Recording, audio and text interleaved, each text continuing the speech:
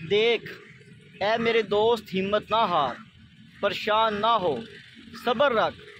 मुश्किलात इंसानों पे ही आती हैं, जवानों पे ही आती हैं।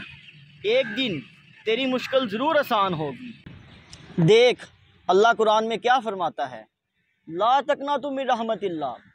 ए मेरे बंदे, मेरी रहमत से मायूस ना होना। और अल्लाह मज़ीद फरमाता है, इन्नल्लाह मअस्साबिरीन, और अल्लाह सब्र करने वालों के साथ है।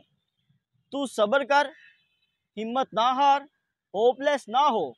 बेशक अल्लाह तेरे साथ है और तुझे सुकून मिलेगा, तेरी ज़िंदगी में आराम आएगा और कामयाबी खुद तेरे पास चल के आएगी, क्योंकि जो अल्लाह ने कह दिया वो हकीकत है और वो साबित हो के रहेगा। इन्नल्लाह मअस्साबिरीन। इस वीडियो से आपको भी ये मैसेज देते हैं, कभी मुश्किलात से ना घबराइए, परेशान ना होइए। बिल्कुल इसकी तरह अगर आप पे मुश्किल है तो आप सब्र रखिए, अल्लाह पाक आपको ज़रूर कामयाबी देगा, क्योंकि अल्लाह आपके साथ है। इन्नल्लाह मअस्साबिरीन।